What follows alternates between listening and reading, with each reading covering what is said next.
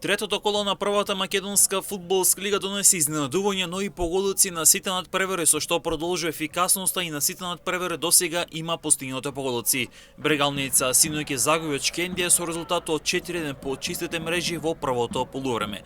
Во втори дел Трумчи постигна гол за отварање на резултатот во 61-та минута, 5 минути подоцна Краснеки зголеми за резултатот да биде 2-0.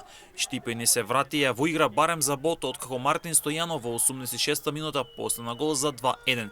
Сепак вице-шампионот од Тетово не дозволи изненадување. Нандзенге и Зейнулај од пенал во судиското продолжение ја потврдија победата од 4-1.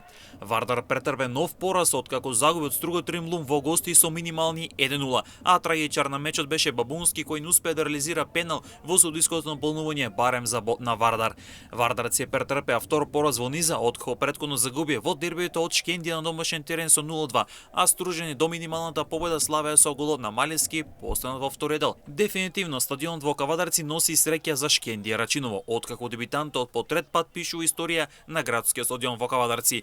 Тимот од Рачиново со минимални 0-1 славеше над Тиквеш со голот на Марко Симоновски, со што Тиквеш по одличен старт и двете високи победи се соочи со прв пораз, а пак Шкендија Рачиново стигна до првата сезонска победа. Со тоа тимот на Берати Мери стигна до првата историска победа во првата македонска фудбалска лига. Претходно на овој стадион Шкендија Рачиново гостувал до Осогово, тогаш како третолига завлез во втора лига пред 2 години, а минатата сезона на истиот стадион како второлигаш гостувал до Пелистер завлез во елитата.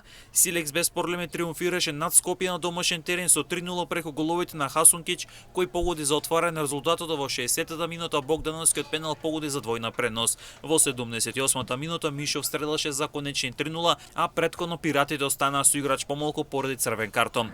Колото беше отворено со минимална победа на Арсими од 1-0 над Башкиме во дуелот за први бодови. Херој на мечот за тимот од Чегрна беше Контрерас. За Православе и на Арсими први бодови. Башкиме со новиот тренер Шабан Сулимање не успеа да дојде до позитивен резултат, но барем загуби минимално, а сега новиот тренер ќе треба да бара консолидација на екипата и резултатска стабилност во продолжението од шампионатот. Во однос на табелата на врвот со максимални 9 бодови екипата на Шкендија следува Силекс и Струга со по 7 бодови, четврти е Тикве со 6 бодови на своето конто. На седмото место е Шкендија Рачиново кој има 4 бодови, по 3 бодови имаат Брегалница, Вардар и Арсими за делба на 6-то, 7-то, односно 8-то место. Скопје е предпоследен со 1 освоен бод, а доното е Башкиме без ниту 1 освоен бод. Статистички Силекс и Тиквиш има најдобри напади со реализирани 10 погодоци. Најдобро одбрана со по 1 примен гол имаат екипите на Шкендија, Силекс и Струга. Статистички најлоше Башкиме без ниту еден постигнат погодок по 3 кола, а со дури 12 примени погодоци.